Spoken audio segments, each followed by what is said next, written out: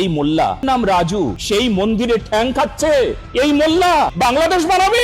রাজু মোল্লার কত সাহস! রাজু যে পরোটা বিক্রি করে তারা যদি মাংস খায় তারা মোল্লা হলো কোথা থেকে? প্রকৃত তারা সনাতনী, তোমাদের সনাতনী ভাই কি গরুর মাংস খেয়েছে কি খাসির ঠ্যাং খেয়েছে সেটাকে নিয়ে তুমি কিভাবে বলতে পারো এই মোল্লা কি করে খায়, এই মোল্লা কি করে বসে থাকে? আরে মুসলিমরা আসলো কোথা থেকে?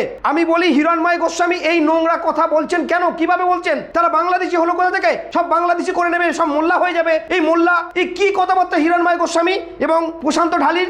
আগে আপনাদের ধর্মের যারা কোথায় খেতে হয় না খেতে হয় কি বলতে হয় শেখান। আপনারা সেটা না শিখে সেটা মোল্লাদের ঘাড়ে দাঁড়িয়ে দিচ্ছেন কেন? মোল্লা করে আপনি পাগল হয়ে যাচ্ছেন।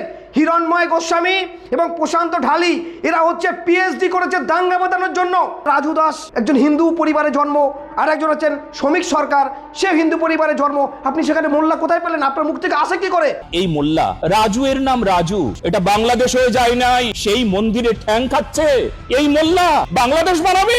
রাজু মোল্লার কত সাহস! একবার ভাবুন যে এই রাজু মোল্লা এমনি কি মেসির দুয়ারে পৌঁছাতে পেরেছে। হিন্দু সনাতনী ধর্মকে একেবারে রক্ষা করতে নেমে পড়েছে হিরণময় গোস্বামী ও প্রশান্ত ঢালি নামে দুই হিন্দু ধর্মের পিএইচডি করা লোক। আর পিএইচডি করার পরে কিছু খুঁজে পায়নি, পিএইচডি করে নিয়ে যে কিভাবে হিন্দু মুসলমানদের মধ্যে দাঙ্গা করা যায়। পূর্বের ইতিহাস বারবার তারা টেনে বিভিন্ন বিক্ষিপ্ত কথা বলা, বিদ্বেষমূলক কথা বলা, মানুষের মধ্যে বিভ্রান্তি তৈরি করা, কিভাবে দাঙ্গা বাঁধে সেই পিএইচডি তারা একেবারে রেডি করে রেখে দিয়েছেন। এবারে দেখুন কি চিত্র উঠে এসেছে। আপনারা কয়েকদিন আগে দেখেছেন সমীর সরকার ও রাজু দাস নামে একজন পরোটা বিক্রেতা। সেই পরোটা বিক্রেতা সে পরোটা বিক্রি করে শিয়ালদায় কোনো এক জায়গায় এবং তার পরোটা ভাইরাল। এমতো ভাবে এদিনকে দেখা গেছে তারা একটা কোনো ছাদে বসে খাসির মাংস তারা খাচ্ছে আর প্রায় ভিডিও করে তারা। এই ভিডিও দেখে একেবারে ছটপড়িয়ে পড়েছে। তার পিছনে শিব মন্দির ছিল, হতেই পারে কারে বাড়ির ছাদে খেতে পারে, ঘরে খেতে পারে, সেটা তাদের ব্যক্তিগত বিষয়, তাদের ধর্ম। কিন্তু এই হিরণময় গোস্বামী হিন্দু ধর্মের ধর্মগুরু অর্থাৎ পিএইচডি করে বসে আছে।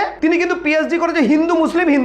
অ্যাকচুয়ালি হিন্দু মুসলিম না করলে তো আর গেরুয়া পোশাক থাকবে না। এই গেরুয়া পোশাকধারী এই হিরণময় গোস্বামী এমন কুরুচিকর মন্তব্য সে করতে থাকে বারবার। তার উদ্দেশ্য এটাই, যে কোনো মূল্যে ভারতবর্ষে দাঙ্গা বাঁধাতে হবে, অস্থিরতা সৃষ্টি করতে হবে এবং হিন্দু মুসলিম ভাগ করতে হবে। হিন্দু মুসলিম না ভাগ করতে পারলে, কুরুচিকর মন্তব্য না করলে তার পকেটে তো পয়সা আসবে না, কারণ তোর কাজ কাম কিছু নেই।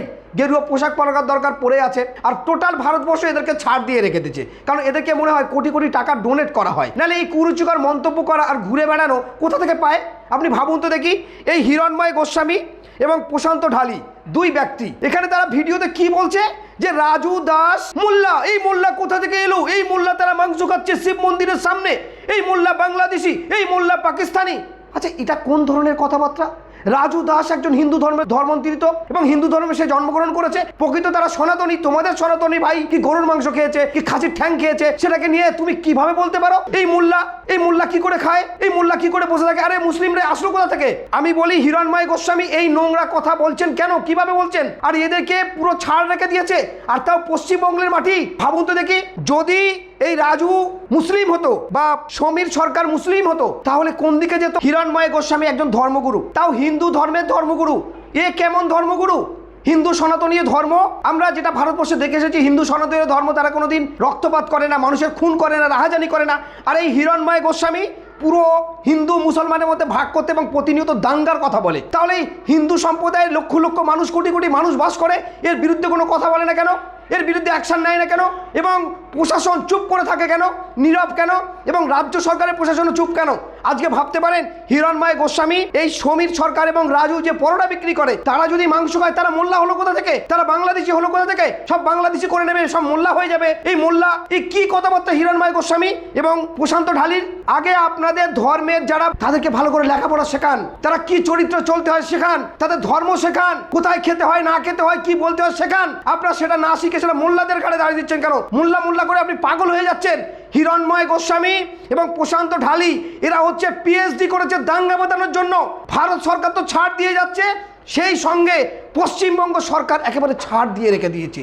কি চলছে এটা? এটা পশ্চিমবঙ্গের মাটি, এই মাটিতে বিদ্বেষ তৈরি করা, এই নজরুলের মাটি, ঈশ্বরচন্দ্র বিদ্যাসাগরের মাটি, নেতাজির মাটি, কাজী নজরুল ইসলামের মাটি, রবীন্দ্রনাথের মাটি, এই মাটিতে এইভাবে বিদ্বেষ ছড়াবেন না। আপনাদের সফল হচ্ছে না, তাই বারবার প্রতিনিয়ত হিরণময় গোস্বামীর মতো মানুষ বিভিন্ন জায়গায় স্ট্রেস করে গিয়ে হিন্দু মুসলিম ভাগ এবং দাঙ্গা করার ছক। ভাগ না করতে পারলে তো এখানে কোনোদিন টিকে থাকা যাবে না। আপনারা কুরুচিকর মন্তব্য একের পর এক দিয়েই যাচ্ছেন। আপনার লজ্জা থাকা দরকার। আপনি এই বেহারা বেলজ্জের মতো কিভাবে, যারা রাজু দাস একজন হিন্দু পরিবারে জন্ম, আর একজন হচ্ছেন শ্রমিক সরকার, সে হিন্দু পরিবারে জন্ম, আপনি সেখানে মোল্লা কোথায় পেলেন? আপনার মুখ থেকে আসে কি করে? নির্লজ্জের মতো দাঙ্গা বাঁধানোর চেষ্টা করছেন। আর আইবি, গোয়েন্দা ডিপার্টমেন্ট, পুলিশ প্রশাসন এদেরকে ছাড় দিয়ে রেখে দিচ্ছে, ফুলের মালা পরাচ্ছে। কেন এই বিদ্বেষ আপনি তৈরি করছেন? আপনার তো কোনো রকম চিন্তা নেই, দেশ নিয়ে চিন্তা নেই, মানুষ কি খাবে চিন্তা নেই, মানুষ কি পড়বে চিন্তা নেই। ভাগ করে বেড়াচ্ছেন যাতে যে কোনো প্রকারে দাঙ্গা লাগুক আর আপনার পকেটে মোটা মোটা টাকা চলে আসুক। বিদ্বেষ তৈরি করছেন আপনি। এই পশ্চিমবঙ্গের চিত্র, পশ্চিমবঙ্গে এটা বারবার দেখতে হচ্ছে। আর পশ্চিমবঙ্গের প্রশাসন, আইবি, গোয়েন্দা ডিপার্টমেন্ট, সিআইডি আছে, কিছু বলছে না, আরো উৎসাহিত করছে এদের নাকি? কিভাবে হতে পারে? প্রতিনিয়ত হিরণময় গোস্বামী এবং এই প্রশান্ত ঢালি এরা নোংরা ভিডিও করে বেড়ায়, দাঙ্গা বাঁধানোর কথা বলে এবং গণতন্ত্র বিরোধী কথা বলে, দেশদ্রোহী। সব থেকে বড় জঙ্গি এবং আতঙ্কবাদী যদি হয়ে থাকে এই হিরণময় গোস্বামীর কথায় উঠে আসছে। কত বড় জঙ্গি, কত বড় সাম্প্রদায়িক, কত বড় বিষ ছড়াচ্ছে মানুষের মধ্যে।